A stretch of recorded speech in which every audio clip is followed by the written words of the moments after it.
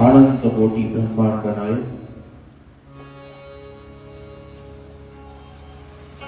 तुमच्या सर्वांच्या हृदयात विराजमान असणार करतो मान्यता करतो भगवान शिवाच्या चरणी अनंत कोटी कोटी प्रणिपात करो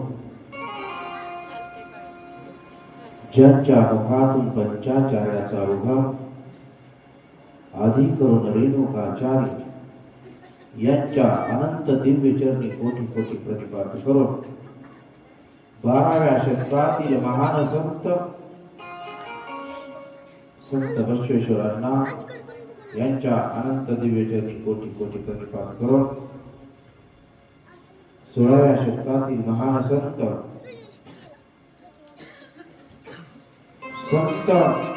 शिरोमणी मन्मथ स्वामी माऊली महाराज यांच्या अनंत दिव्य चरणी कोटी कोटी प्रतिपाद करून संत लक्ष्मण महाराज आदि करून शिवदास स्वामी कन्ना महाराज यांच्या सर्वांच्या दिव्य चरणी अनंत कोटी कोटी प्रतिपाद करून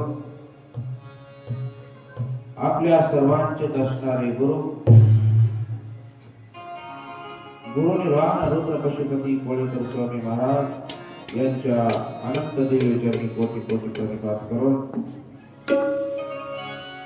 वीरपाक्षी शिवाचार्य महाराज मानोरकर यांच्या अनंत दिव्य चरणी कोटी कोटी प्रतिपाद करून शतस्तर ब्रह्मी 108 रेवणसिद्ध शिवाचार्य महाराज यांच्याही अनंत दिव्य चरणी कोटी कोटी प्रतिपाद करून या कथेला आज 6 दिवसापासून जे आपल्याला संगीताच्या माध्यमातून आपल्या मधुर आवाजातून साथ देत असणाऱ्या आमच्या भगिनी ज्योतिताई मुळे आणि लक्ष्मीताई यांच्या अनंत देवेचरणी कोटी कोटी प्रतिपाद करून आमच्या सर्वांचे लाडके असणारे गायक टोपल्या सिद्धू महाराज यांच्याही अनंत देवेचरणी कोटी कोटी प्रतिपाद करून नानांच्याही चरणी कोटी कोटी प्रतिपाद करून भारत मिटकरी आणि यांचे जयदीप हलदार फार सुंदर साथ देतात. एक तबल्याला अतिशय गोड आवाज, अतिशय फार सुंदर आणि शिस्त वादक संगीत विशारद जयदीप महाराज, तसे आमचे पटणे मामा आणि सांगीवन कालच्या जाऊन उपस्थित असणारे आमचे जवळचे पाहुणे. आणि आम्ही शब्द टाकला की अण्णा कुठे हजर असतात. अण्णाला म्हणतो ना चला करा, अण्णा काय विचार करत नाही, चला. हा, त्यांची परमार्थाविषयी असणारी आवड आणि गुरुवर असणार प्रेम त्यांचे उत्तमांना कळे. आपल्या सर्वांच्या दिव्य चरणी कोटी कोटी कोटी प्राप्त करून सज्जनांना 7व्या दिवशीचं पुष्प आपण भगवान परमात्म्याच्या चरणी समर्पित करत असताना ज्यांनी आतुनात कष्टातून आतुनात सर्वांच्या सहकार्यातून चालत असणारा अखंड शिवनाम सप्ताह आणि या सप्त्यातील आजची सांगता रूप असणारी सेवा आपण प्रभू रामचंद्राच्या आणि भगवान शंकराच्या चरणी समर्पित करत असताना बसवेश्वर तरुण मित्र मंडळ यांच्या अतिशय परिश्रमाने चालत असणारा हा शिवनाम सप्ताह लक्षात. मला काय काका तरुण पोर इथं बघायला मी कुठे काय माहित बसवेश्वर तरुण बाहेर आहे का? बरं, अतिशय प्रेमाने लक्षात घ्या. ज्यांचं प्रेम परमार्थावर आहे, ज्यांचं प्रेम परमार्थावर आहे, मला वाटत नाही भगवान शंकर त्याला कधी कमी पडू देणार. आणि जीवनामध्ये सज्जनांनो तुमच्याकडे काय आहे याला किंमत नाही हो, काय आहे याला किंमत नाही. पण तुमच्याकडे असणारा भाव, तुमच्या जवळ असणार प्रेम, समजून सज्जन देव प्रेमाचा भुकेला आणि हाची दुष्काळ तयाला, किंवा ज्याचा भाव शुद्ध आहे परमार्थाविषयी, देवाविषयी, ज्या परमात्म्याने तुम्हाला एक इंद्रिय दिली, इंद्रिय देत असताना महाराज ज्यातील मुख्य आहे ना, ते मुख दिलं ना, ते फक्त आणि फक्त नामस्मरण करण्यासाठी, आणि डोळे जे दिले ना, ते फक्त परमात्म्याचं मुख पाहण्यासाठी. कान तुम्ही ऐका रे गुण, डोळे तुम्ही पहा रे सुख, माझ्या विठोबाचे. अरे देव पाहण्यापेक्षा देव साठवला पाहिजे सज्जनांनो, देव साठवला पाहिजे रे, देव साठवला पाहिजे. सज्जनांनो, आपण पाहत होतो कालच्या सत्रामध्ये आपण साक्षात भगवान परमात्मा शिव आणि माता पार्वतीचा विवाह कुठं संपन्न झाला. सज्जनांनो, हा विवाह कुणाच्या नगरामध्ये हा विवाह संपन्न झाला? तो असणारा पर्वताचा राजा हिमवंत आणि त्याची असणारी पत्नी मेनका. अरे ज्यांच्या नगरामध्ये साक्षात भगवान शिवाचा आणि साक्षात मातेचा विवाह होतोय, काय भाग्यवान असा हिमवंत राजा. लक्षात घ्या, काय तिने पूर्वतप केला असेल, काय पूर्वी साधना केली असेल, की ज्या देवाचा विवाह आपल्या दारामध्ये लावला जातो. आपल्या सुद्धा दारात लावतात ना लग्न देवाचं? कधी लावतात? कधी? तुळशीचं लग्न.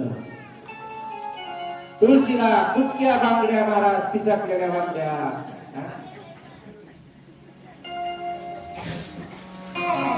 हिरवी बोल महाराज, इतकी हिरवी असतात का ती? सज्जनांना मी सांगून जाईन तुम्हाला, बोराची चव कशी आहे हो? हिरव्या बोराची हिरव्या चिंचाची चव कशी हो? बरोबर आहे का नाही? आपण काय पाहतो देवाला? तुरट आंबट. कशामुळं? हे देवा, आमचं जीवन असं तुरट आंबट बसू दे असं मग ह्याच्यासाठी का? बरं, आपण तुळशीचं लग्न लावताना तिला प्रसाद नैवेद्यमान करतो. नैवेद्यमान कशाचा करतो? कशाचा करतो? आवश्यर्याचा नाही, राहिलेल्या बाकराचा सगळ्याचा त्याला प्रसाद असतो. खरं सांगा, छातीवर हात ठेवून, शिर्याचा नसतो, बाकराचाच असतो सगळ्याचा. असतो का नाही? असा देव प्रसन्न होईल का आपल्याला? अरे एक लक्षात घ्या, ज्या आदी मायेचं लग्न आपण आपल्या दारामध्ये लावतो ना, त्याची स्वच्छता, त्याला फूल, हार, बेल, पत्र, महाराज सज्जनांनो, पुढे जाऊन बघा, पुढे जाऊन आपल्या घरातलं लग्न असल्यावर किती आपल्या जीवाचा आटापिटा असतो? किती असतो आटापिटा? असतो का नाही? आणि देवाच्या लग्नाला आटापिटा असतो का आपला? सगळं काम झाल्यावर 7 वाजता ती आता सोडून द्या, पण पहिली ती तुळशीवर सारवायची होती, सारवायची.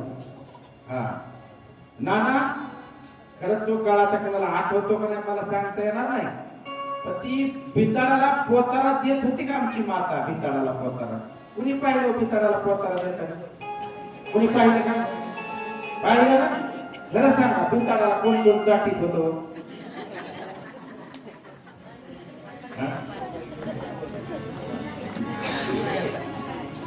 सज्जनांनो, एक लक्षात घ्या, तो जो सुगंध होता ना त्या भिताडाचा, तो जो वास यायचा ना, त्या जीवाला असं वाटायचं ते भिताड जिभीने चाटावं, जिभीने चाटावं. नाना खोट सांगत नाही, लोक भिताड जिभीने चाटीत होती, चाटीत होती. आणि आता सिमेंटाच्या भिंतीला आईन फिरते तरी का चाटीत नाही तर. हा? तो आनंद राहिला नाही. आनंद या जीवनाचा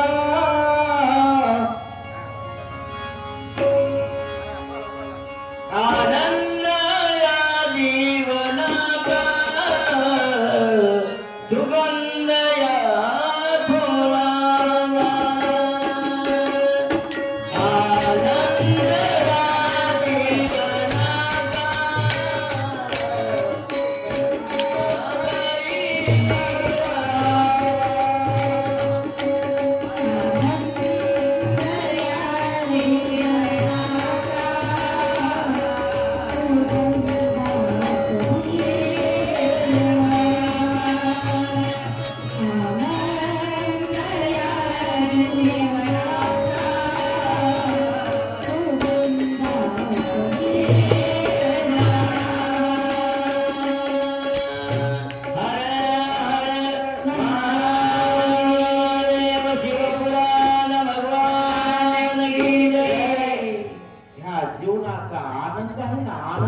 लुटला पाहिजे.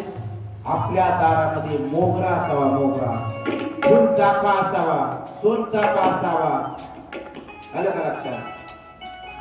जास्वंद,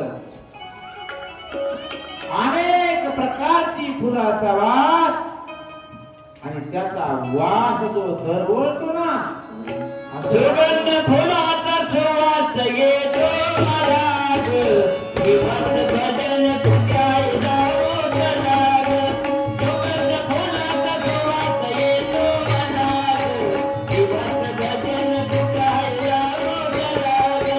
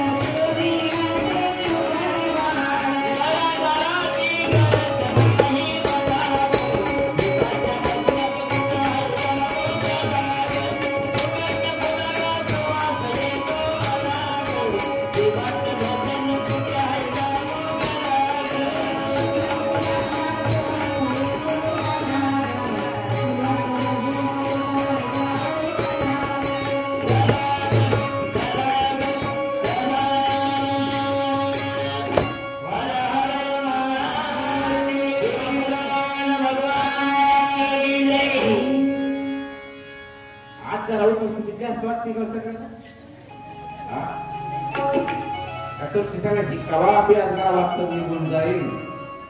वाट लावण्यासाठी तर नाहीत. असं सज्जनानं एक दिवस जरी ही कथा श्रवण केली ना तरी जीवाचा उद्धार होतो, उद्धार होतो. असं सज्जनानं हिमंत राजा आपल्या मुलीचं कन्यादान करतो आणि तो विवाह संपन्न होतो. काही काळ भगवान शंकर त्या ठिकाणी राहतात आणि आता आपल्या मुलीला हिमवंत राजा आणि त्याची पत्नी महाराज वाट लावण्यासाठी तयार आहेत. सर्व नगरातील लोक आता पार्वतीला वाट लावायला निघालेत महाराज. आणि खरं सांगू सज्जनांनो, आई काय असते आणि बाप काय असतो ना, ती शब्दात सांगता येणार नाही. हो, शब्दात सांगते. अरे बापाचं प्रेम ज्याला बाप आणि त्याला विचार आहे बापाचं प्रेम. जो हिमवंत राजा आपल्या मुलीला वाट लावताना टाव फोडून रडतोय आणि ब्रह्मदेव महाराज हिमवंत राजाची समजूत काढतात. सज्जनांना समजून जाईल दिवसाच्या जेवणाचा विचार करणारी तिचं नाव आई असतं. आणि आयुष्यभर चांगला सुखाने जगण्यासाठी आपला मुलगा तयार असावं त्याचं नाव बाप असतं. सज्जनांनो, बाप जो बाप आपली वाट रात्री 12 आणि 1 वाजेपर्यंत पाहतो ना, अरे माझं बाळ अजून कसं आलं नाही. एक लक्षात घ्या, बापाचं जे प्रेम आहे ना ते कठोर आहे, आणि आईचं जे प्रेम आहे ना ती मायाळू आहे. एखाद्या चुकीवर पांघरून घालते तिचं नाव आई असते, एखाद्या चुकीला शिक्षा करून चांगल्या मार्गाला लावतो त्याचं नाव बाप असते रे बाबा.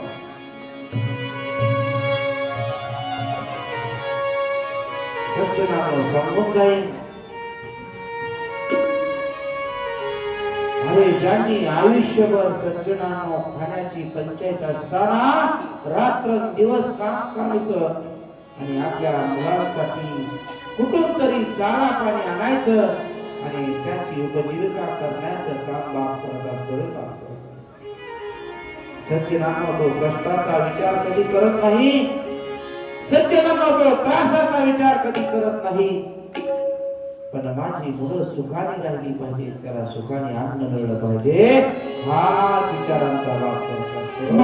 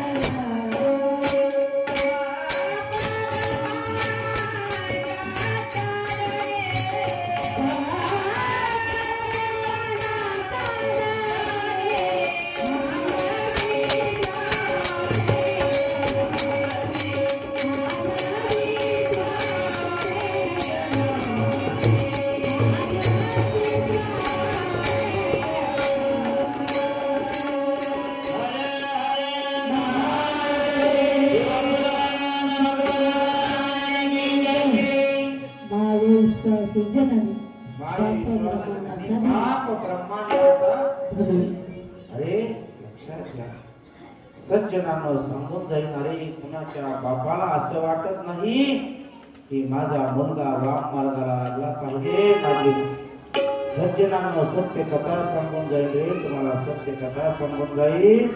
मी जर माझ्या आयुष्याकडे जर पाहिलं ना तर सज्जनानं कधीच असं वाटलं नव्हतं रे ह्या गादीवर मी बसेल, ह्या गादीवर मी बसेल. माझ्या बापाची आतुनात इच्छा होती, आतुनात. सज्जनानं परमार खाती माझी 5वी पिढी आहे. ही साधनाने आता कुठंतरी आला मी बसलो नाही. माझ्या खापर पंजोबापासून हा परमार्थ चालू आहे. लक्ष अरे सज्जनानं आमचा बाप, आम्ही बापाच्या पोटाला धरून देवळाची वाट पाहत होतो ना, त्यावेळेस माझ्या बापाची इच्छा असायची, बाबा तुला महाराज व्हायचंय, बाबा तुला पक्वाजा व्हायचंय. जो निष्ठेने आमच्यावर प्रेम करतो ना, जो कशाची आमच्याकडून अपेक्षा करत नाही, त्याचं नाव बाप असतं रे, त्याचं नाव बाप असतं. अरे त्यावेळेची खाण्याची अवस्था जर पाहिली ना सज्जनांनो, अरे गिरणीतलं पीठ ठोक्यात पडावा आणि 1 रुपये किलोनी ते पीठ आणून आमच्या बापाने आणि आईने आम्हाला त्याच्या भाकरी करून घालावा, त्याच्या भाकरी करून घालावा. सज्जन एवढी अवस्था आमच्या जीवनामध्ये बिकट आली. लक्षात आम्ही आज जर पाहिलं ना आज असं वाटतं अरे एवढं ऐश्वर्य आमच्यापाशी आहे ना, अरे आज आमची आई नाही आणि आज आमचं ऐश्वर्य पाहिलं आमचा बाप पाहिले आमचा बाप, जो आपल्या मुलाचं ऐश्वर्य पाहतो आणि समाधानाने डोळं मिटतो ना, त्याचं नाव बापाच कसं ते नाव, त्याचं नाव बापा. जो अहोरात्रांचा विचार करतो, जो अहोरात्रांच्या सुखाचा विचार करतो, त्याला आई म्हटलं जातं. हो सुखने तुझ्या दाराई, सुखने तुझ्या दाराई, रडत गाई, रडत गाई गाई, देवा माझी आई ग तू मेरा बाई,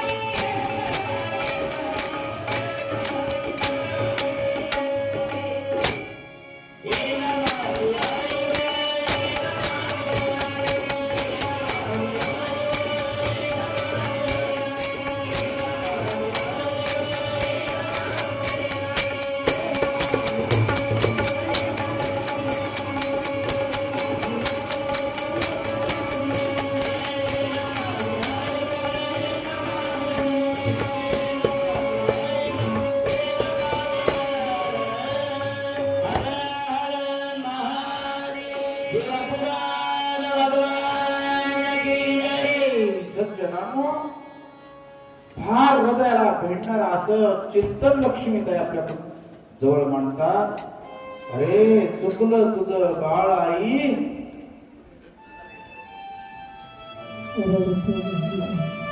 ये मामा दिया ये मामा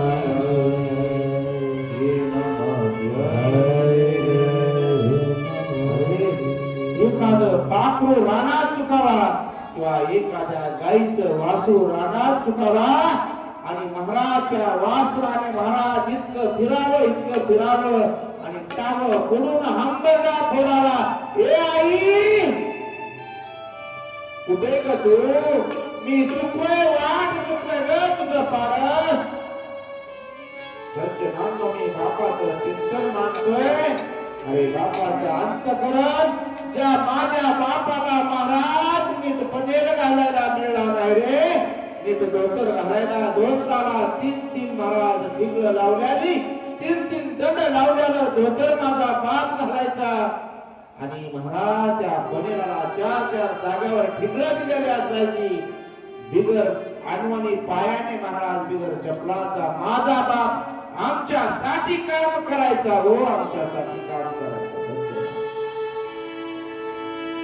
अरे एक जर बाकी असेल ना, आम्ही जर विचारलं ना तुम्ही जेवला का, तर त्यांनी आम्हाला सांगावं मी जेवलो रे बाळांनो, पण तुम्ही जेवून घ्या.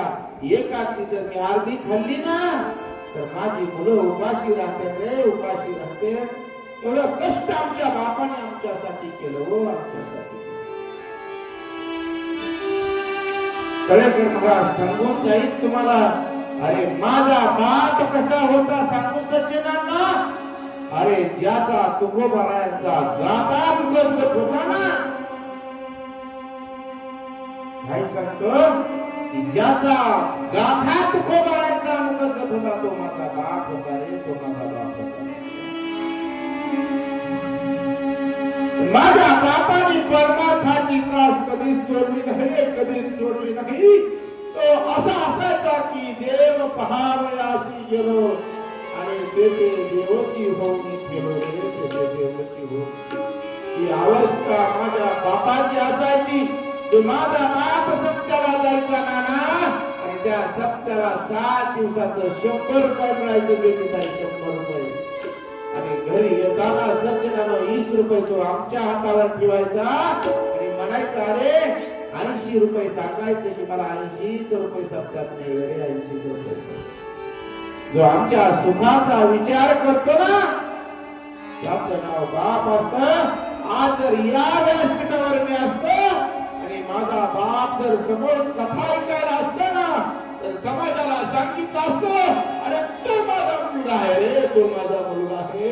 जो शिवकथा करतो ना, अंतःकरणाचं बहुन आलं असतं ना, त्याचं नाव बाप आहे. त्याचं नाव बाप आहे. जीवनामध्ये सज्जनांनो आईचा आणि बापाचं एवढं आपल्यावर उपकार आहेत ना, की आपण आपल्या कातडाच्या चमड्याच्या चपला करून जरी दिल्या ना, तरी आपलं उपकार त्या आई वडिलाचा उपकार आपल्याकडे भेटणार नाही. सज्जनांनो आपल्याकडे भेटणार नाही.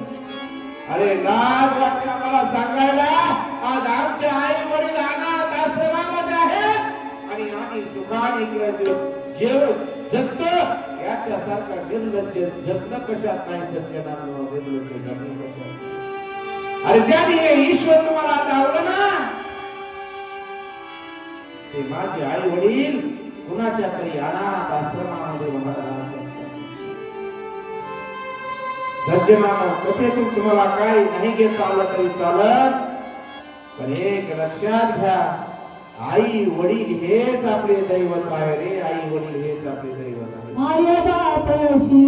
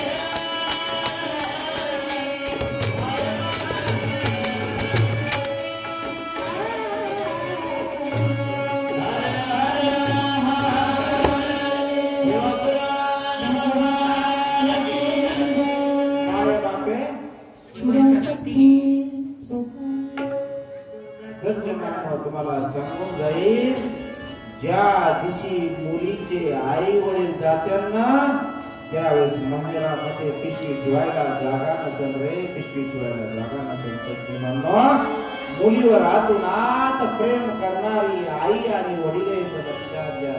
अरे आई आमची धरणीला पडलेली आणि मुलीला निरोप पाठवलाय. मुलगी आली दारात पिशवी घेऊन आली. सज्जनांनो, त्यावेळेस नाताने सांगावं, आजी अगं आत्या आली ग, आत्या आली.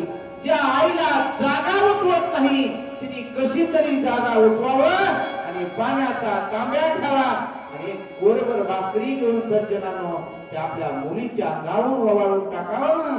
तिचं नाव आई आहे रे, तिचं नाव आई आहे. ज्या दिवशी माहेरातून आपली मुलगी जाती ना तिच्या पिशवीमध्ये 5 कांदे का टाकणारी ती आई असते. 5 कांदे का होईना टाकणारी ती आई असते. पण ज्या दिवशी आपले आई वडील नसते ना त्या दिवशी लक्षात घ्या आपल्या माहेरातला आधार केला. आई माझी मायेचा सागर दिलाली जीवनाकार. आई माझी मायेचा सागर दिलाली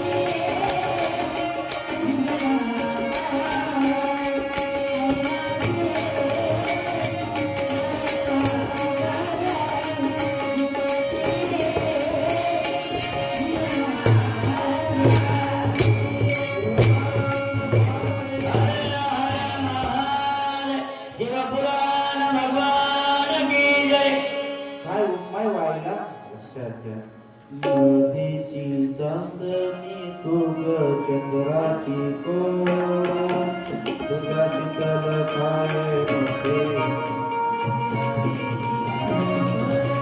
तुझ्या शीतल छायेमध्ये तू बघावी सगळे तुझ्यासाठी देवापाशी आहे ती फार सुंदर. आई देवापाशी आई तुलाच ग मागे लक्षात आहे. ही आईची माया आहे आणि हिमवंत राजा आणि त्याची पत्नी सज्जनानं पार्वतीला वाट लावताना काय मकरून रडतात. त्यावेळेस ब्रह्मदेव हिमवंत राजापाशी जातात आणि सांगतात, अरे हिमवंता तू समजदार आहेस आणि आज हिमवंत राजा सांगतो ब्रह्मदेवाला, देवा अरे आज माझ्या मुलीची विदाई करत असताना जी माझी मुलगी होती ना ती आता कोणाची तरी झाली रे, कोणाची तरी झाली. म्हणून तर कन्यादान केलं जातं. तुम्हाला सांगू का सज्जनांनो, सगळ्यात मोठं जर कोणतं दान असेल ना तर ते कन्यादान मोठे व कन्यादान मोठे.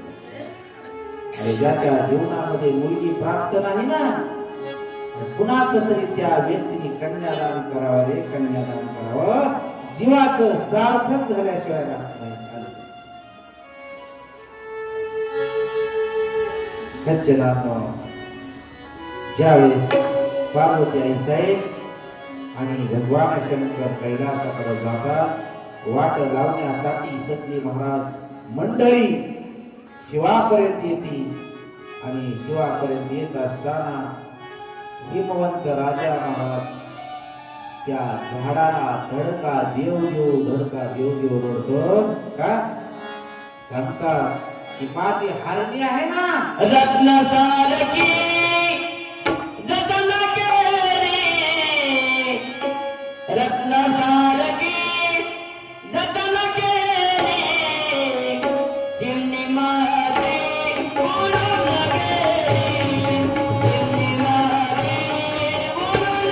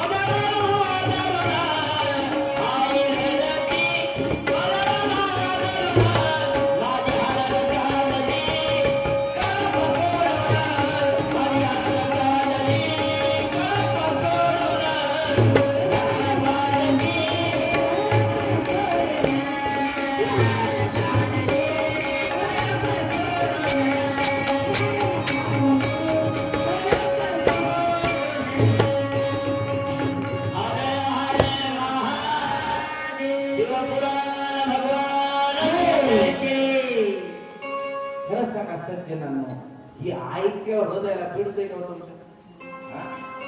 हृदयाला पाजरच फुटत नाही. नाही मग आपण डाकरापेक्षा निष्ठुर झालो. दगडामध्ये आपल्यापेक्षा दगड आलं का? काय गायन आहे हो. अहो शहरे नाही, डोळ्यात पाणी येतो ऐकलं तर. काय सुंदर गातात म्हणून काय काय हृदय निष्ठुर आलं का लक्षात? लय अतिशय निष्ठुर.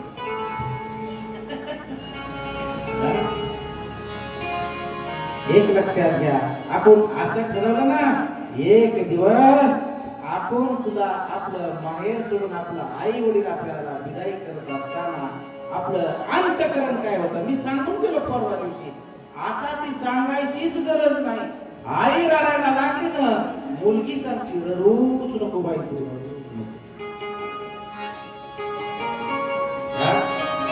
अंतकरण ती प्रेम संपलं, ती प्रेम संपलं, ती प्रेम राहिलं नाही.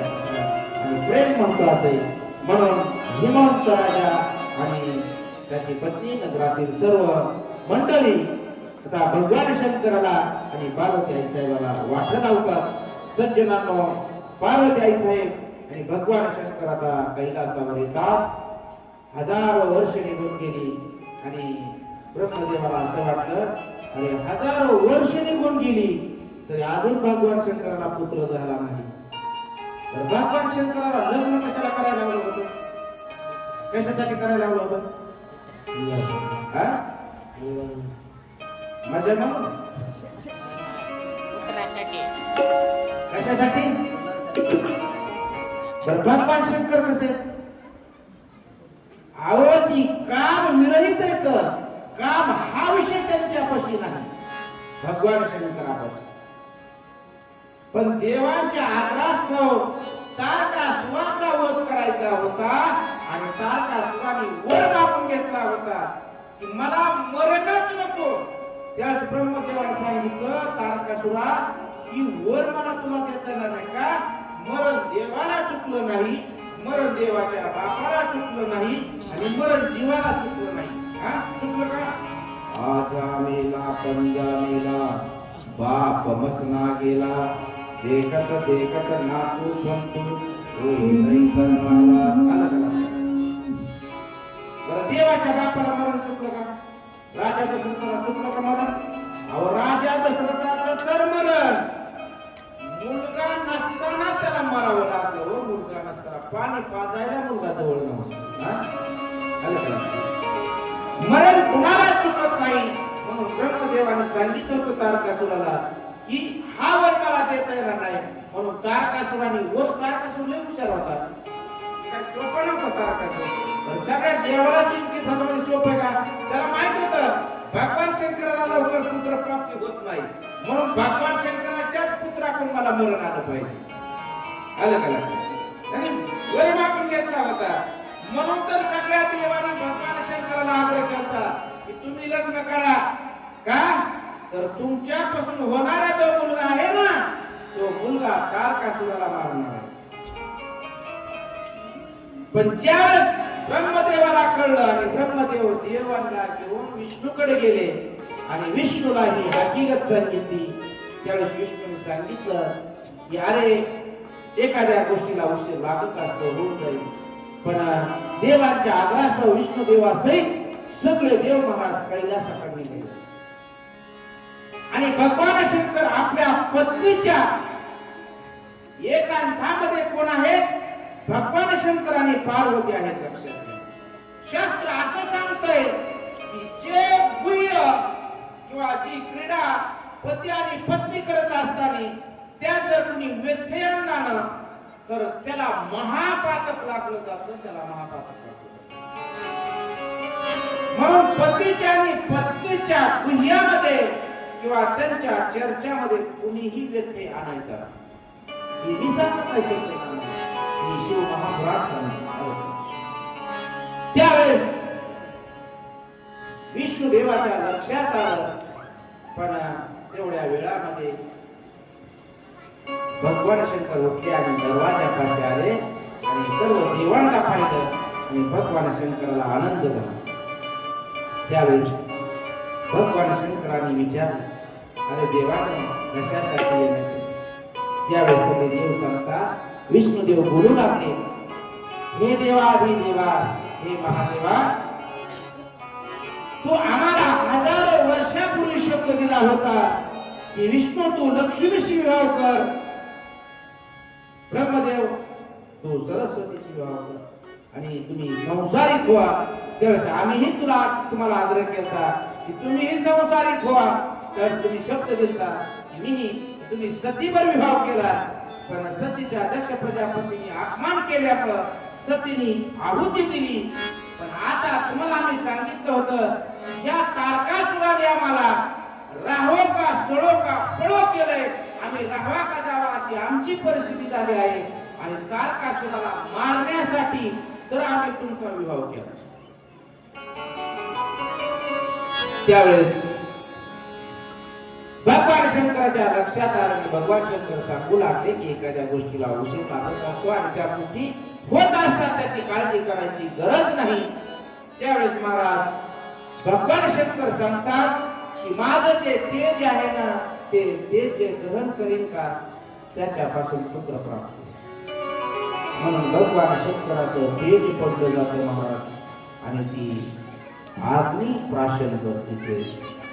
तेवढ्या वेळामध्ये पार्वती येते आणि पार्वतीच्या लक्षात आलं की या देवदेवतांनी आमच्या विवेकामध्ये किंवा आमच्या सत्रामध्ये व्यत्यय आणला.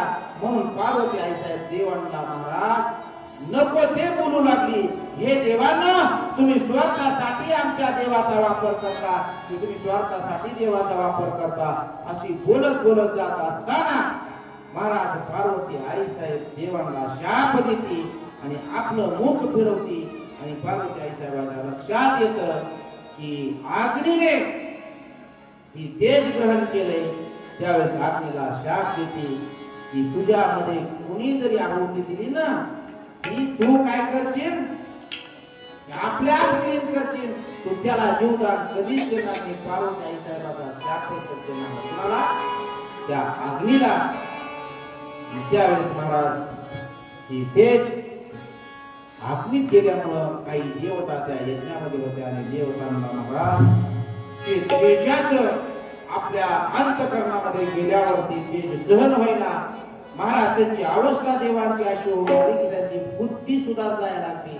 तर देवतांनी भगवान शंकराकडे गेले आणि भगवान शंकराला सगळे हकीकत सांगितली.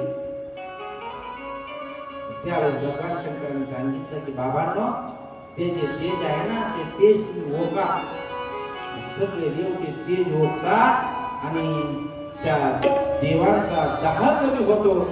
आपली देवताला ही गोष्ट कळली तर आपली देवताला भगवान शंकर सांगतात की लक्षात घे की ही तेज आहे ना ती कोणत्या तरी स्त्रीच्या पोटात गेलं ना मग तो पुत्र प्राप्ती होईल. म्हणून महाराज भजन करायचं. ओम नमः शिवाय, ओम नमः शिवाय.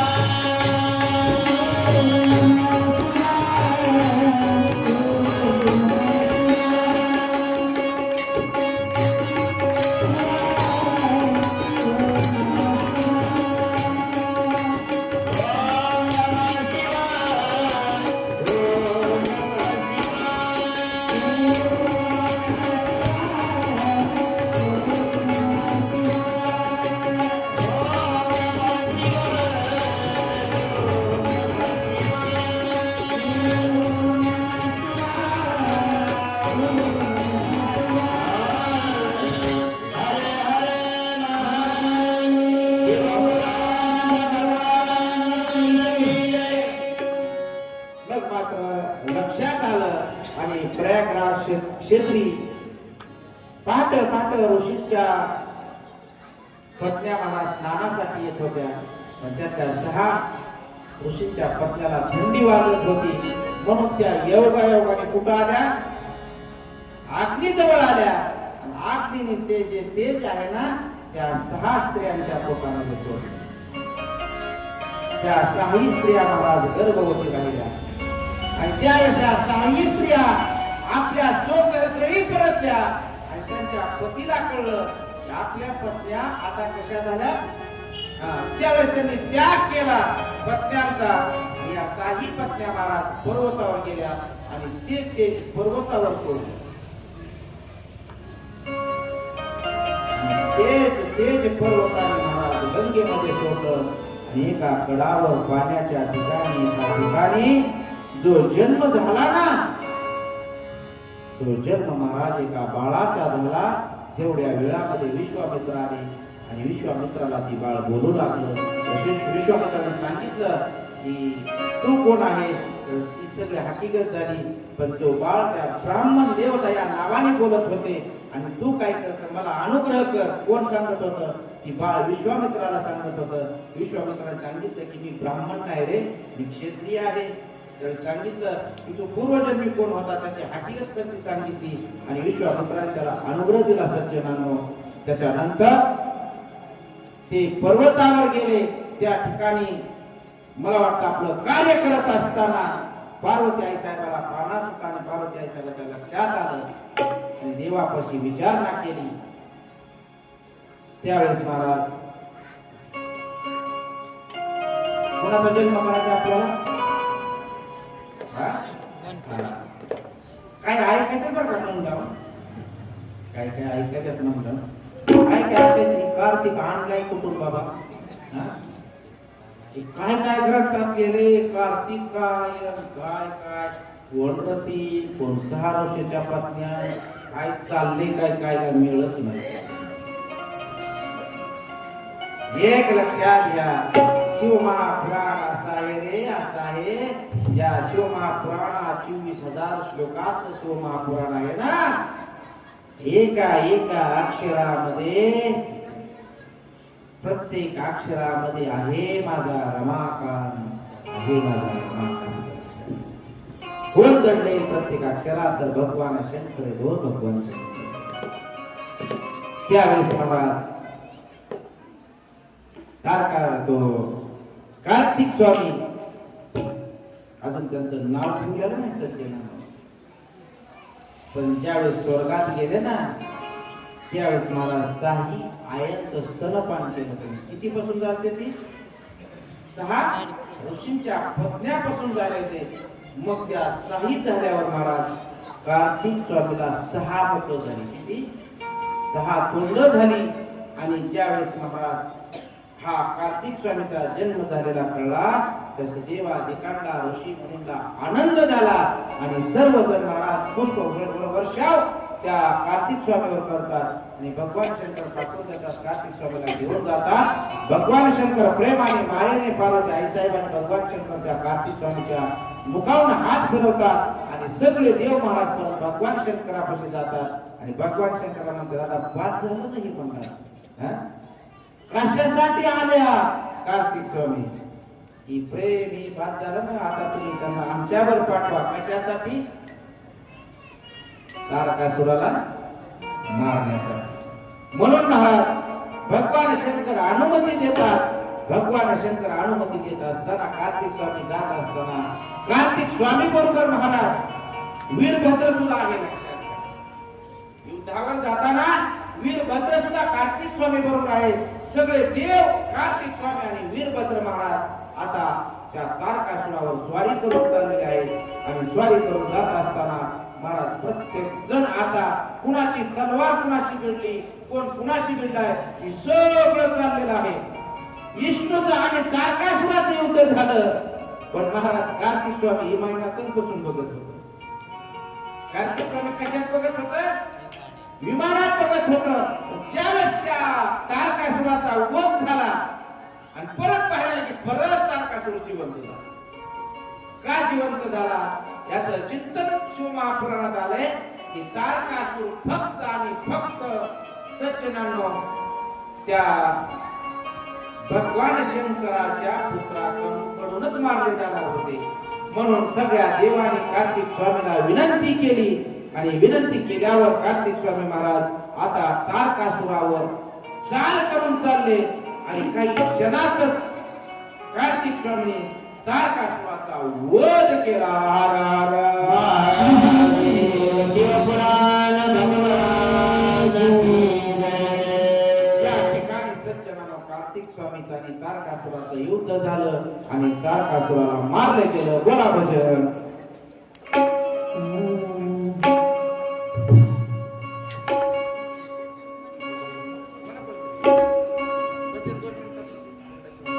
सर्व सुखाचे भांडार भांडार सर्व सुखाचे भांडार सर्व सुखाचे भांडार भांडार सर्व सुखाचे भांडार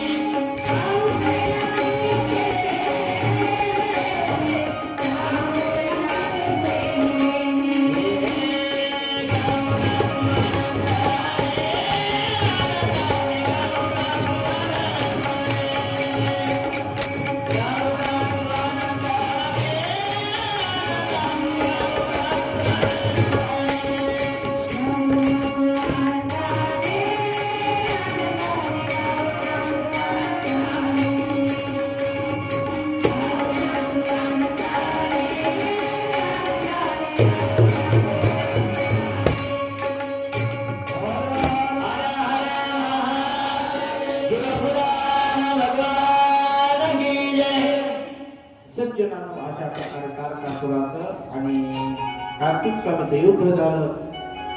ही वार्ता कैलासामध्ये भगवान शंकर आणि पार्वती आईसाहेबांना कळली. आपल्या मुलाचा पराक्रम सर्वांच्या मुखातून ऐकल्यावर फार आनंद महाराज भगवान शंकर आणि पार्वती आईसाहेबांना. आपल्या मुलाचा पराक्रम ऐकून आपल्याला होतच ना होत नाही का? पण आपल्या मुलाचा पराक्रमच असा असतो. आलं का लक्षात? आता काय नाही तुम्ही सांगितलं आता थोडक्यात चिंतन मांडायचंय. म्हणून सगळ्या देवतांना आनंद झाला आणि सगळे देव भयमुक्त झाले. का आतापर्यंत ज्याचा थरकाप होता ना त्याला एक तास नाहीच केलं. आणि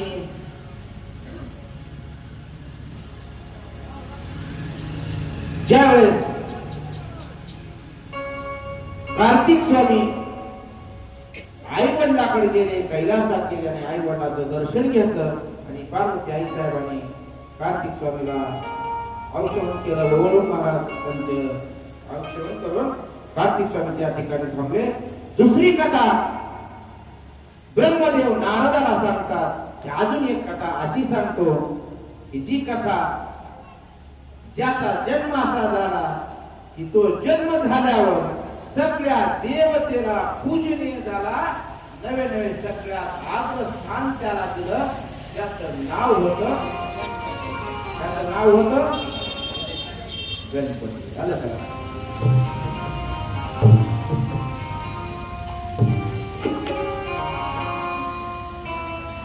सज्जनानो, पार्वती आई साहेब आपल्या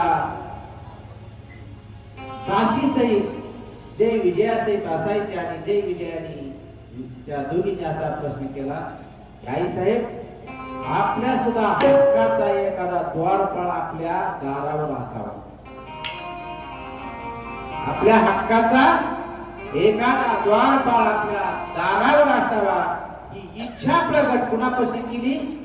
पार्वती आई साहेबांनी. एक दिवस सज्जनानो पार्वती आई साहेब स्नान करत होत्या आणि द्वारपाळावर नंदीला थांबवलं होतं. भगवान शंकर बाहेरून आले तपश्चर्या करून आणि डायरेक्ट कसलाच विचार केला नाही. आता भगवान शंकराला कोण आडवेल मला सांगा बरं? नंदी आडू शकतो का? नंदी म्हणजे भगवान शंकराच्या सहमतीतला ना. नंदी काय म्हणून भगवान शंकर डायरेक्ट आत गेले. पार्वती आई साहेब लाजल्या आणि त्यावेळेस पार्वती आई साहेबांच्या लक्षात आलं की ह्या आपल्या सखी म्हणतात ना दोघी ती त्यांचं म्हणणं बरोबर आहे.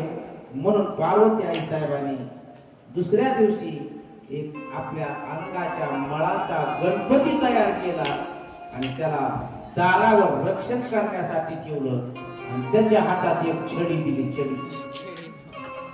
छडी पहिली कुणाकडे असायची? मग कुणाकडे असायची छडी? मास्टर. छडी लागे छम छम आणि विद्या येई. आता विद्या ही गम गम नाही आणि छडीचा तर तपासच नाही. मला वाटतं काय दिवसांनी विद्यार्थी छडी घेतात का काय कळणार. तो जो आनंद होता ना का शाळेतला तो आनंद वेगळाच होता. ज्योतिताई आमच्या छडीला नाड्याच नसायच्या. एका हाताने छडी वळायची आणि एका हाताने दप्तर असायचं. शाळा सुटली का आता गावाला कळायचं शाळा सुटली का अहो बोंबलतच पळायची. त्या दुसऱ्या दिवशी सुट्टी असावी. तो आनंद वेगळा होता. हो तो आनंद वेगळा होता. आमच्या शिक्षकांनी सांगायचं जावा पोरांनो शेण घेऊन या की वर्ग सारवा. ज्यावेळेस असायचं त्यावेळेस वर्ग सारवायचे. आता ती वर्ग सारवायचं डिजिटल झाला. डिजिटल इंडिया आलं. अहो इतकं प्रगतीपथावर जग केलं ज्योतिताई सांगू का तुम्हाला. पहिला जर पाहुणा आला आपल्याला पहिल्या काळात तर पाहुण्याला आणायसाठी आपण कुठं जायचो? एसटी स्टँडवर. तेव्हा एकच एसटी असायची. ती या गावाने मुक्काम एसटी 9 ला 10 ला यायची. तिथं कधी टायर पंक्चर कधी ब्रेक फेल त्या एसटीचा कधी ताळमेळच लागत नव्हता. आणि ती आली का पाहुणा आणला का त्या पाहुण्याला लक्ष्मीला दुसऱ्या दिवशी आग्रहाने करून घ्यायचं. आग्रहाने मग त्याला पुरणपोळीचं जेवण, दुसऱ्या दिवशी परत जेवण करून त्या पाहुण्याला वाटा लावायचं कुठं ते आणलं. पण आता पाहुणा आल्यावर काय परिस्थिती खरं सांग. अहो ही तर लय चांगले. बरं तेव्हा कसं होतं, भाकरी किंवा पोळ्या करायच्या, पुरण त्या वाटेवर वाटावं लागत होतं. वाटा माहिती तुम्हाला? हा, त्या पाट्यावर पुरण ठेवायचं, त्या वाट्यावरती पुरण घासायचं. तेव्हा ते पुरण घासत होतं. त्याच्यानंतर एक मशीन आली पुरण गाळायची, गिरका ते पुरण खाली ते गाळायचं. बरोबर, मशीन गेली आणि चाळण आली. परत काय आली? चाळण आली. त्यात ती पुरण टाकायचं, तांब्याने महाराज ती पुरण वाटायचं. पुऱ्या करायच्या मशनी आल्या का नाही? पुऱ्या करायच्या तापच राहिला नाही. अहो त्याच्या पलीकडे एक पुण्या मुंबईला मशीन निघली ज्योतिताई. त्याच्या पलीकडे पुण्या मुंबईला अशी मशीन निघली. पाहुणा गेला की ती लोक विचारतात कधी जाणार आहे, कधी जाणार आहे. मग त्यांच्यासाठी महाराज एक मशीनच आणून दिली. पाहुणा मशीन मध्ये टाकला की पान खाऊनच बाहेर. योगायोगाने पाहुणा मशीन मध्ये टाकावा आणि लाईट जावावा, मग त्या पाहुण्याचा पाहुणचार बघावा.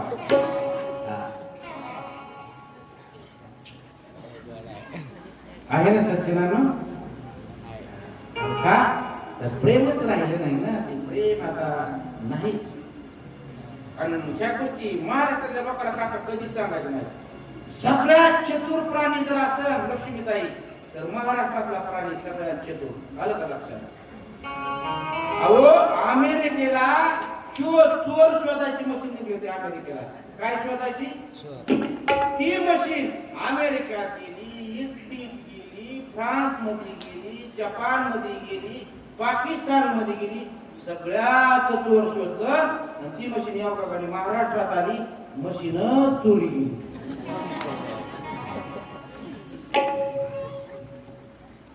किती हुशार सांगता प्राणी काका. अमेरिकेमध्ये गेलो ना आपण, अमेरिकेमध्ये फूट पॉलिशची मशीन आहे. फूट पॉलिशची फूट पायात घातला की ती मशीन पॉलिश करते. ती पाय काढायचा आणि दुसरा पाय घातला की पॉलिश करते. पण पैसे टाकल्याशिवाय पाय सोडित नाही. काय करते ती? पैसे टाकल्याशिवाय पाय सोडित नव्हती. महाराष्ट्रात तिथं गेलं अमेरिकेत. लय चतुर महाराष्ट्रात. महाराज गेलं आणि पहिल्या चौकात एक पाय घातला, पॉलिश केला, बाहेर काढला, दुसऱ्या चौकात जाऊन दुसरा पाय घातला. सज्जनांना सांगून जाईल विनोदाचा भाग सोडून द्या. पार्वती आई साहेबाने तो मळाचा गणपती केला आणि त्याला संरक्षणासाठी कुठं ठेवलं? द्वारपाळावर ठेवलं. आणि तेवढ्या वेळात भगवान शंकर महाराज तपश्चर्या करून बाहेरून आले. भगवान शंकरला सांगितलं आज जर गेला ना माझ्या इतकं वाईट. कोण सांगतंय? गणपती. भगवान शंकर माझ्या घरात मला जायची चोरी म्हटल्यावर अवघड आहे ना. भगवान शंकर माझ्या घरात मला जायचं, सांगण तेवढंच करायचं. कोण म्हणतो? गणपती. असं म्हणायचं जाय म्हणायला की छडी हंडी महाराज गणपती. कुणाला? भगवान शंकराला.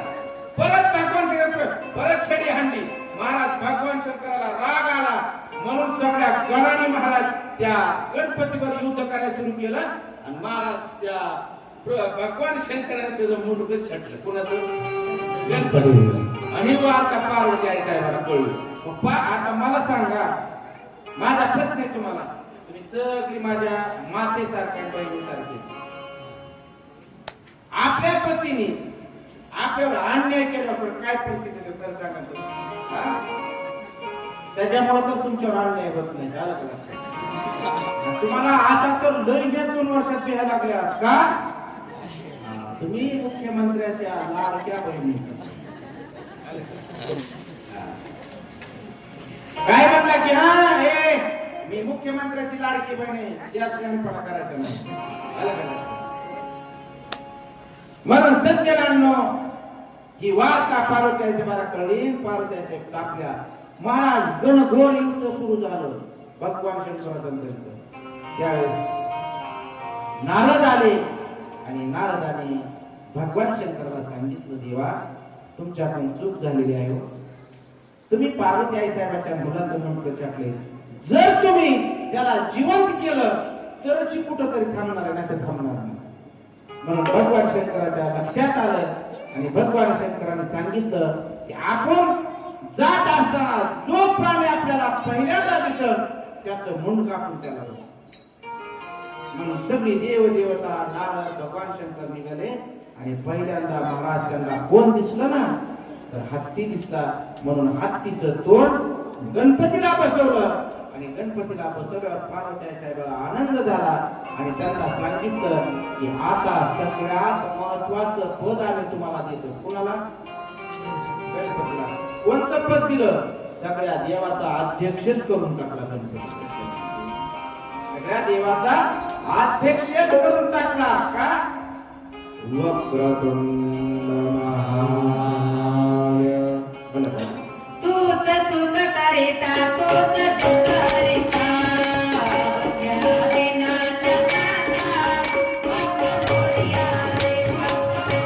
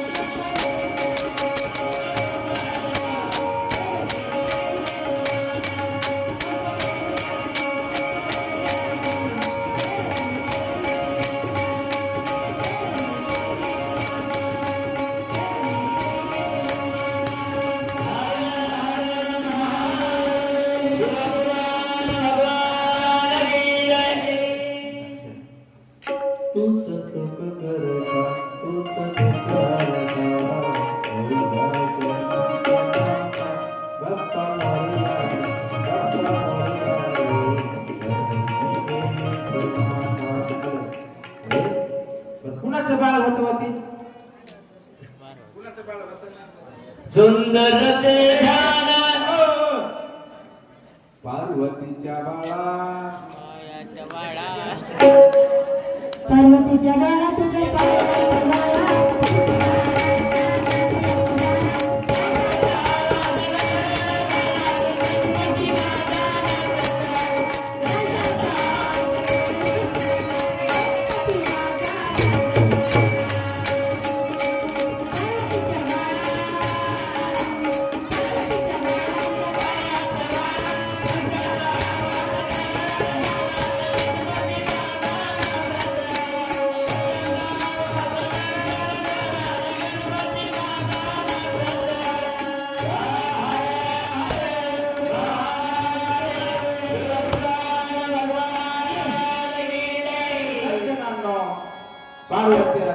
गणपतीला कशाचं मुख बसवलं? हत्तीचं. आणि गणपती जिवंत झाला आणि त्या गणपतीला अग्रस्थान दिलं गेलं. त्याला सांगितलं की इथून पुढं कोणत्या जरी देवाचा, कोणत्या महादेवाचा जरी असला ना, गणपती आलं का लक्षात? कुणाचाही जरी कार्यक्रम असला ना, अगोदर गणपती तुझी पूजा केली जाईल आणि नंतर इतर देवांची केली जाईल. एवढं महत्वाचं स्थान महाराज गणपतीला दिलं.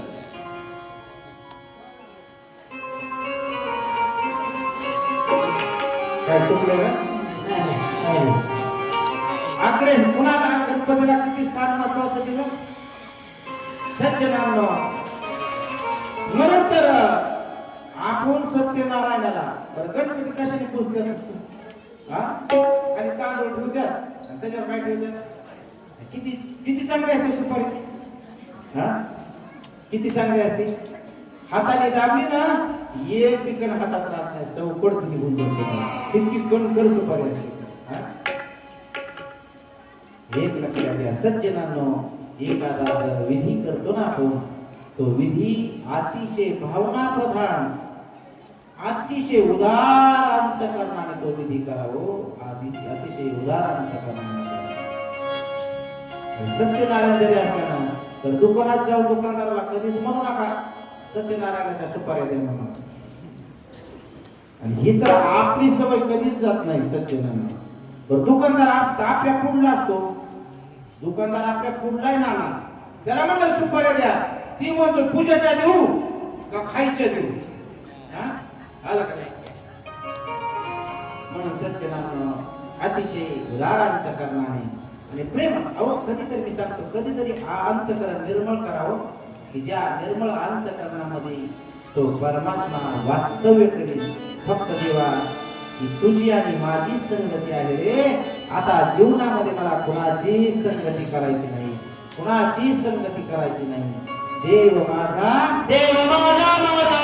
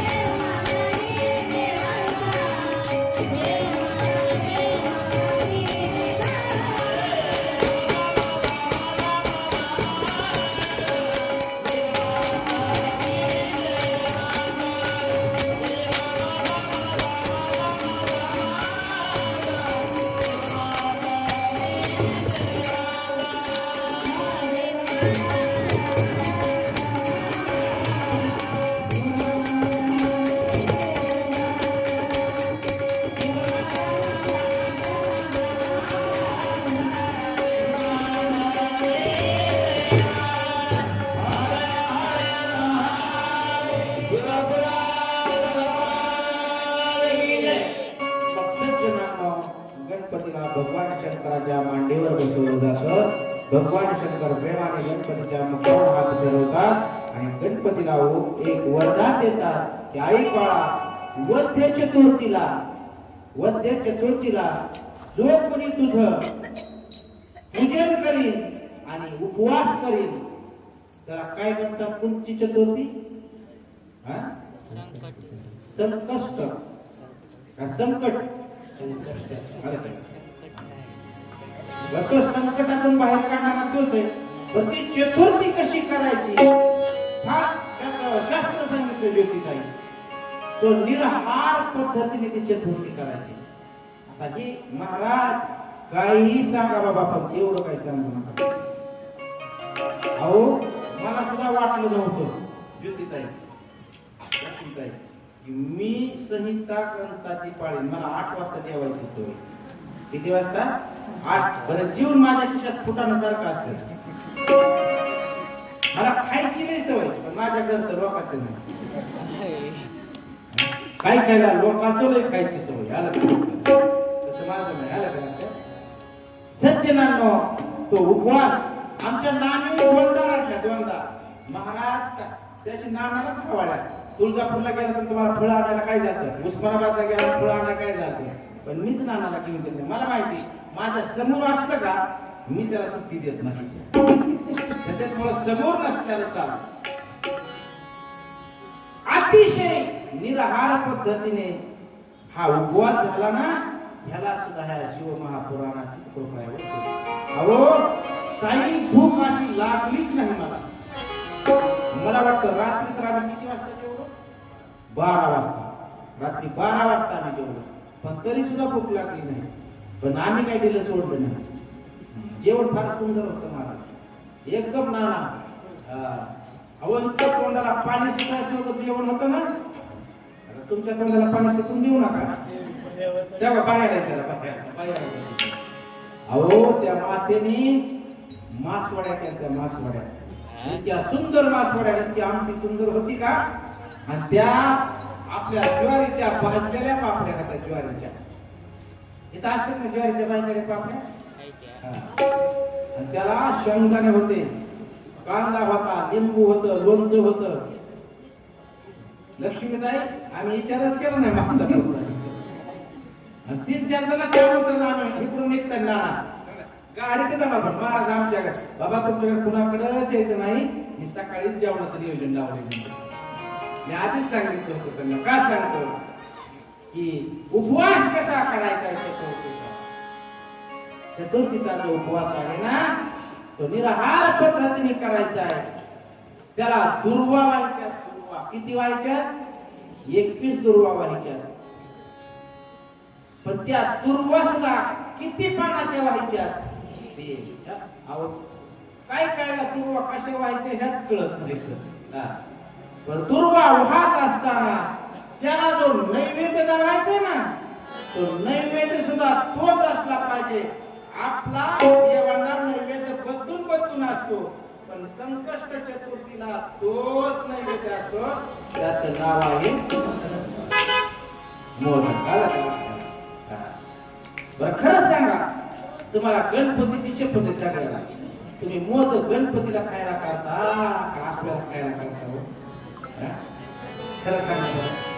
पहिलं मोदक होतं, पहिलं त्या मोदकात गुळ घालायची, गुळ. आणि ती मोदक काय करीत होती? उकडीत होती, उकडीत. आता उकडलेलं मोदक कुणाकडेच मिळणार नाही.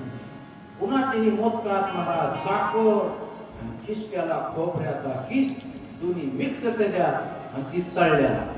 आलं का?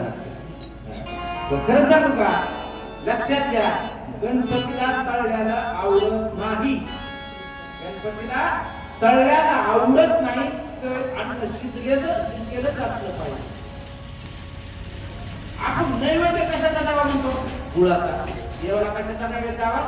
गुळाचा. म्हणून तर त्या मोदकामध्ये गुळ आहे. पण निराहार करतो का? नाही.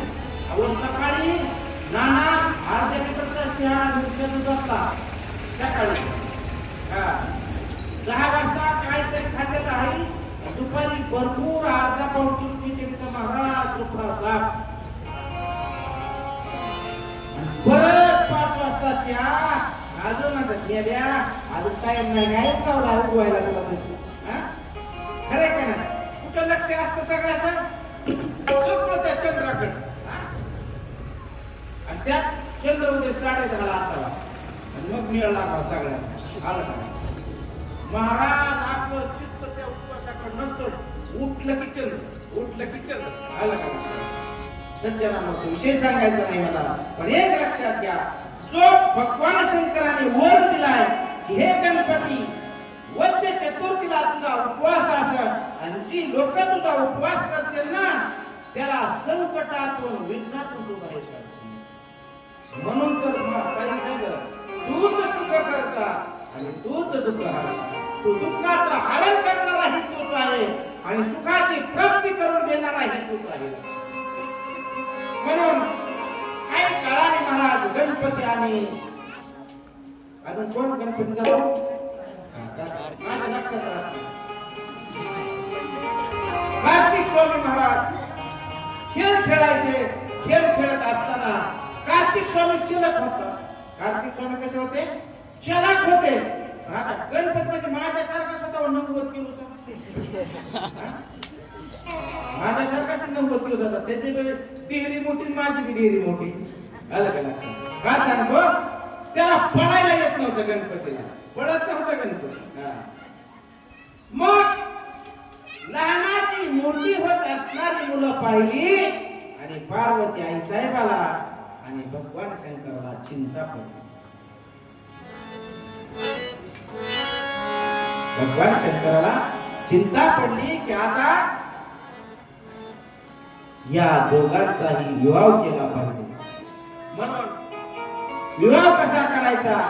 ही म्हणतो माझा अधिकारा, तो म्हणतो माझा अधिकारा. म्हणून त्यांनी असे युक्ती अवलंबली की जो कोणी पृथ्वीला प्रदक्षिणा करून येईल, जो अगोदर येईल त्याचं लग्न अगोदर लावायचं. मगाशी सांगितलं त्याला कोण होता? कार्तिक स्वामी महाराज. दोघांनाही सांगितलं कार्तिक स्वामीला शब्द काढ तर कार्तिक स्वामी पळायला सुरुवात केली. कोणी? कार्तिक स्वामी. बरं ही बुद्धीची देवता आहे गणपती मध्ये. आलं का लक्षात? बुद्धिवान प्राणी तो. आलं का लक्षात? नाना लोक म्हणतात लट्ट माणसाची बुद्धी मट्ट असती.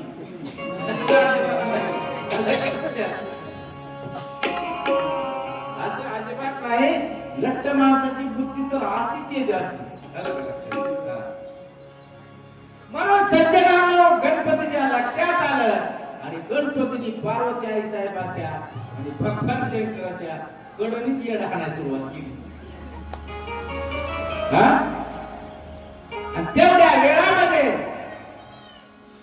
वेळामध्ये महाराज एक देवता, काय नाव त्याचं, आपल्या दोन्ही मुलीला घेऊन त्या ठिकाणी आले, जिचं नाव सिद्धी. म्हणून प्रदक्षिणा घातली आणि गणपती म्हणला देवा माझं लग्न करा ना. कुणाला म्हटले? वडिलाला. त्या काळात म्हणता येत नव्हतं ना वडिलाला माझं लग्न करा. ताकद काय बापाला म्हणायचं माझं लग्न करा. तुम्ही कधी काय करायचा फोन बघितला? तुमच्यावर काय करायचं? काय करायचं म्हणायचे लोक शेजारी. पण ती टोपली विनाची आप्पा टोपली झाप कणगी दुरकुली ती विनत होती. ती कशाच्या प्रकारची होती? लौकिक असायचं. खरं सांगू का नाना, आमच्या शाळेजवळ काय करायचं जवळ होतं. आमच्या शाळेच्या ठिकाणी कुणाचं घर होतं? एखाद्या पोरास आहे ना जरा आमदार फोकली काय करायचं महाराज वरून जर टाकली ना ज्योतिताई तर खालीपर्यंत वळून उठत होता. एवढं शिक्षक आम्हाला महाराज काय सांगतो की तो काय वेळ करतात त्याला पुढे. म्हणून प्रदक्षिणा घातल्यावर देव म्हणले अरे मी तुला अगोदर प्रदक्षिणा घालून ये म्हणून सांगितले, मग लग्न करणार आहे. म्हणलं घातली ना मी प्रदक्षिणा. कुणाला घातली? अहो तुम्हाला घातली ना. अहो तुम्ही म्हणजेच माझी पृथ्वी आहे, तुम्ही म्हणजेच माझे सर्व आहे. बरं मी सांगत नाही, त्याला शास्त्र सांगून गेलं. सकळ तीर्थाचिया धुरे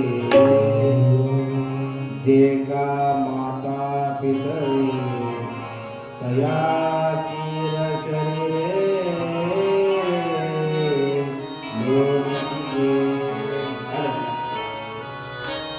आई वडिलांच्यातच सगळी तीर्थ आहे. त्याच्यामुळे मी तुम्हाला प्रदक्षिणा घातली आणि माझी प्रदक्षिणा पूर्ण झाली. म्हणून भगवान शंकराने आणि पार्वती आई साहेबांनी गणपतीचं लोक एक मागतात. तळेकर महाराज लोक किती मागतात? एक मागतात तरी ज्योतीचा एक लवकर मिळत नाही आणि गणपतीला दोन दोन आलं का लक्षात? हा. दोघी जणांशी गणपतीचा विवाह होतो महाराज. गणपतीला लेकरं होतात तरी कार्तिकी प्रदक्षिणाच करतोय महाराज. गणपतीला लेकरं झाले कार्तिकी प्रदक्षिणा करून आला आणि कार्तिकीला कळलं गणपतीला लेकरं झाली म्हणून कार्तिकीला राग आला आणि कार्तिकी महाराज तपश्चर्याला निघून गेले. हर हर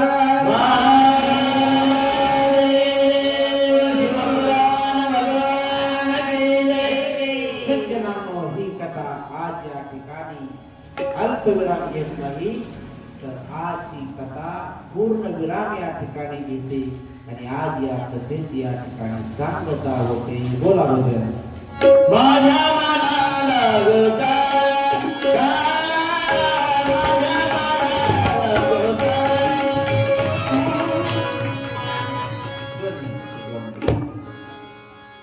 सज्जनांनो, 7 दिवसापासून हे शिवकथेचं चिंतन आपण पाहतो.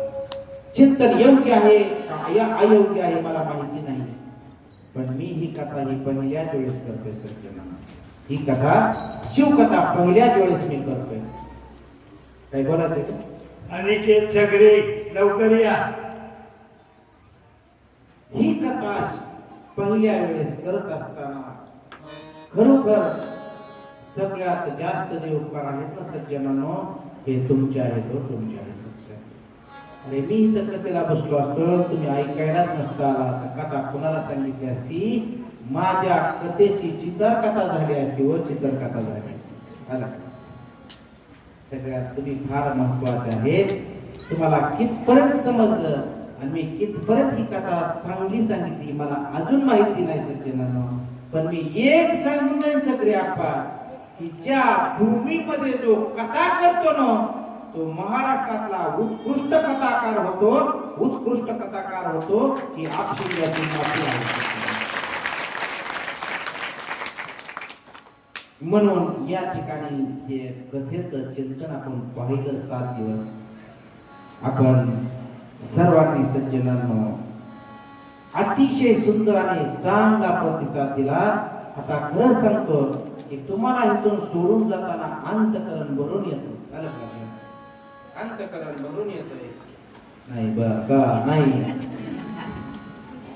आम्ही जातो आमच्या गावात आमचा राम आम्ही जातो आमचा जीव शरणात घ्यावा. आम्ही जातो आमच्या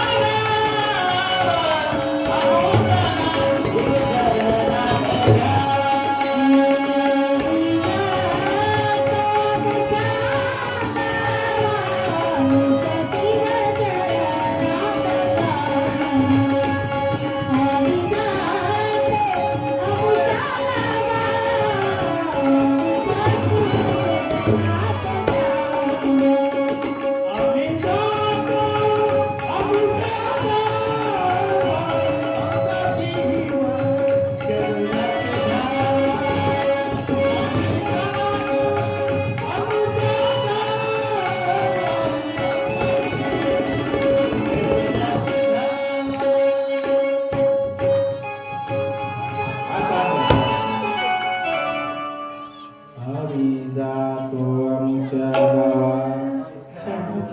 शिवशरणात घ्यावा.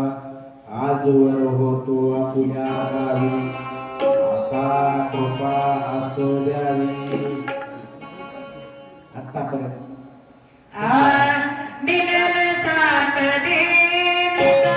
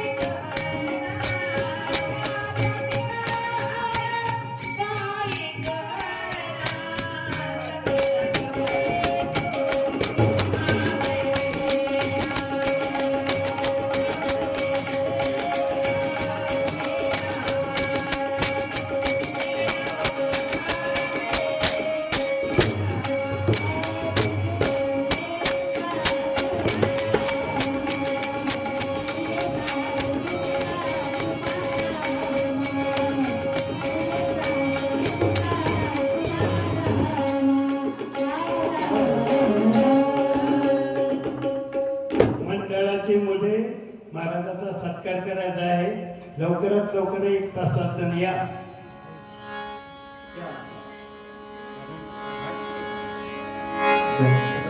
आज